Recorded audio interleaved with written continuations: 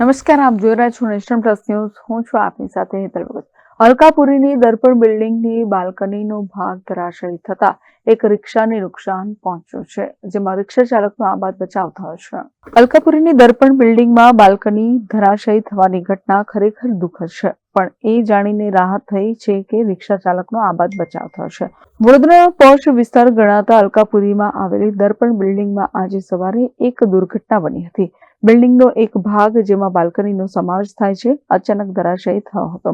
આ ઘટનામાં નીચે પાર્ક થયેલી એક રિક્ષાને ભારે નુકસાન પહોંચ્યું હતું. સદનસીબે જ્યારે બાલ્કની તૂટી પડી હતી, રિક્ષામાં કોઈ હાજર ન હતું. રિક્ષા ચાલક થોડી વાર પહેલા જ રિક્ષા પાર્ક કરીને કોઈ કામ માટે ગયા હતા, જેના કારણે તેમનો આબાદ બચાવ થયો હતો.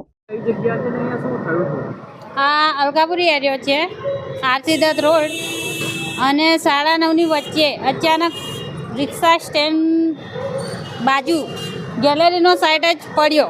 રિક્ષા દબાઈ ગઈ છે.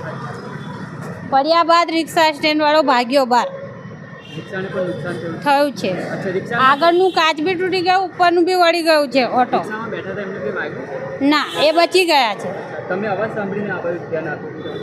હા, અવાજ આવ્યો તો ગેલેરી પડી? હા, અવાજ આવ્યો પછી ધ્યાન પડ્યું.